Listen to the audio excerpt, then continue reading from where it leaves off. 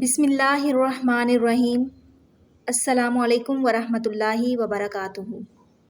عزیز طلباء و طالبات، آج ہم اسلامیات کے باب دوم کے جز ب عبادات کے سبق نمبر 2 جمعۃ المبارک کی فضیلت کا مطالعہ کریں گے۔ عزیز طلباء و طالبات، کیا آپ کو لفظ جمعہ کا مطلب اور اس کے بارے میں دیگر باتوں کا علم ہے؟ آئیے آپ کو اس بابرکت دن کے بارے میں کچھ باتیں بتاتے ہیں۔ جمعہ عربی زبان کے لفظ الجم سے نکلا ہے، جس کا مطلب اکٹھے ہونے یا جمع ہونے کے ہے۔ اس دن کے لیے اللہ تعالیٰ نے اہل ایمان کو قرآن پاک کی سورہ جمعہ میں حکم دیا ہے کہ اے ایمان والو، جب جمعہ کی دن نماز کے لیے بلایا جائے تو جلدی کرو، خرید و فروخت بند کر دو، اور اگر سمجھو تو یہ تمہارے لیے بہتر ہے۔ مسلمانوں کا ایمان ہے کہ اللہ تعالیٰ نے ان پر بہت سے انعامات کیے ہیں، جن میں رمضان المبارک کا مہینہ اور جمعہ کے دن شامل ہیں۔ نبی کریم صلی اللہ علیہ وآلہ وسلم نے فرمایا ہے کہ ہفتے کے دنوں میں جمعہ کا دن بہترین ہے۔ اس دن اللہ پاک نے حضرت آدم علیہ السلام کو پیدا کیا، اسی دن انہیں جنت میں داخل کیا گیا، اسی دن انہیں وہاں سے نکالا گیا، اور قیامت بھی اسی روز واقع ہوگی۔ نماز جمعہ ادا کرنا انتہائی ضروری بات ہے۔ روایت ہے کہ فرشتے اس روز لوگوں کے انتظار میں بیٹھتے ہیں۔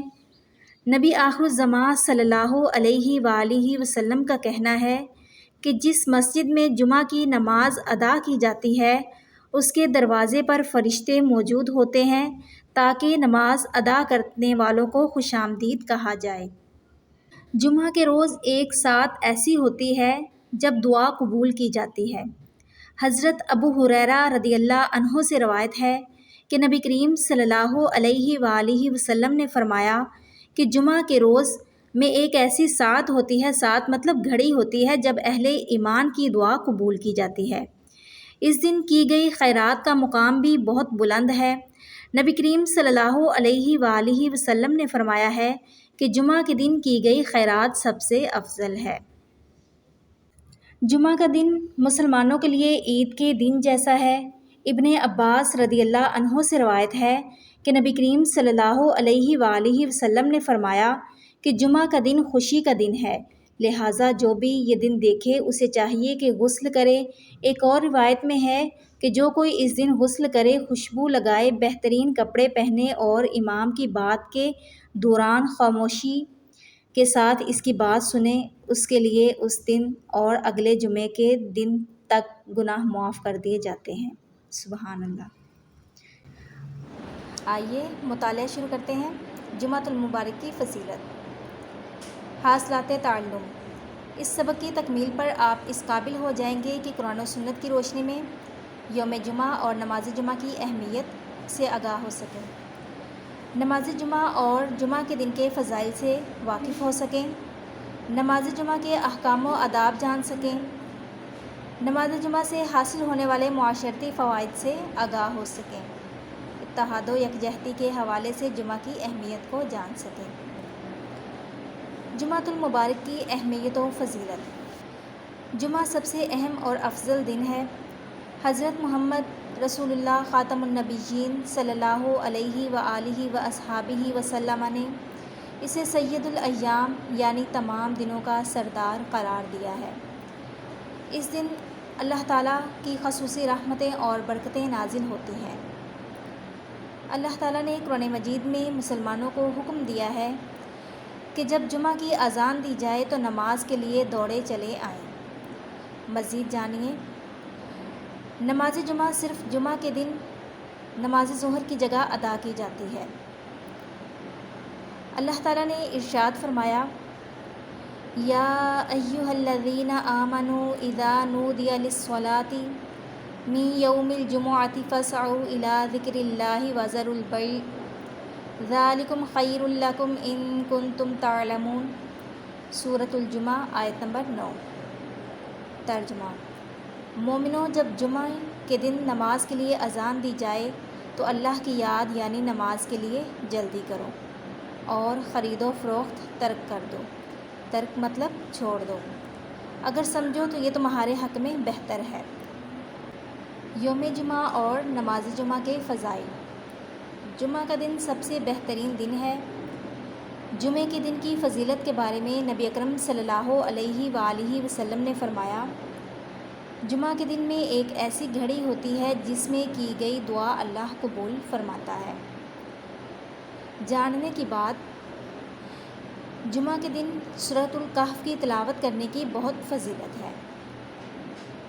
نبی اکرم صلی اللہ علیہ وآلہ وصحبہ وسلم نے فرمایا، جس نے جمعہ کے دن اچھی طرح وضو کیا، پھر وہ نماز پڑھنے آیا اور خاموشی سے جمعہ کا خطبہ سنا، تو اس کے ایک جمعہ سے دوسرے جمعہ تک کے اور مزید 3 دنوں کے گناہ معاف کر دیے جاتے ہیں۔ نماز جمعہ کے احکام و آداب۔ جمعہ کی نماز میں 2 فرض ادا کیے جاتے ہیں اور نماز سے پہلے امام خطبہ دیتے ہیں۔ نماز جمعہ باجماعت ادا کرنا ہر صحت مند اور مقیم مسلمان مرد پر فرض ہے۔ مقیم جو ٹھہرا ہوا ہو کسی علاقے میں۔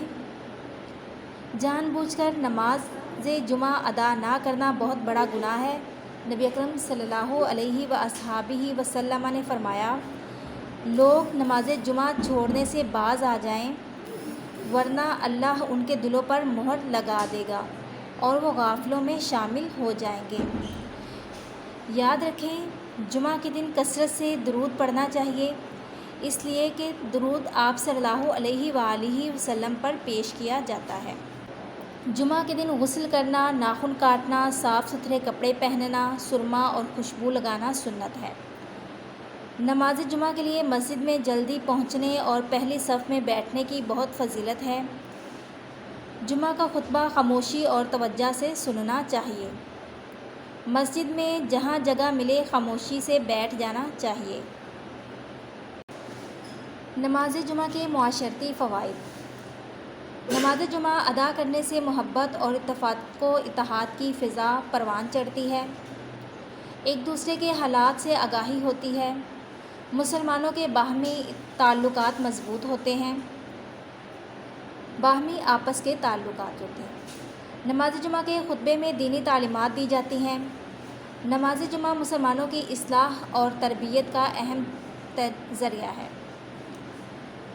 فرمان مصطفیٰ صلی اللہ علیہ وآلہ وسلم ہے، جس نے جمعہ کے دن اگلی صفوں میں جگہ حاصل کرنے کے لیے لوگوں کی گردنیں پھیلائیں، اس نے جہنم کی طرف پل بنایا۔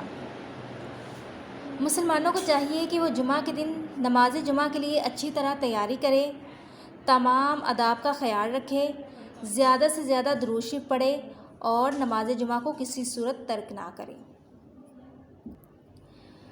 پیارے بچوں، اب ہم سوال نمبر 3 مختصر جواب لکھیں کا مطالعہ کریں گے۔ جز الف، نماز جمعہ کے بارے میں قرآن مجید کی ایک آیت کا ترجمہ لکھیں۔ اس کا جواب صفحہ نمبر 25 پہ ہے۔ اللہ تعالیٰ نے ارشاد فرمایا، ترجمہ: مومنوں، جب جمعے کے دن نماز کے لیے اذان دی جائے تو اللہ کی یاد یعنی نماز کے لیے جلدی کرو اور خرید و فروخت ترک کر دو، اگر سمجھو تو یہ تمہارے حق میں بہتر ہے۔ یہاں تک اس کا جواب ہے۔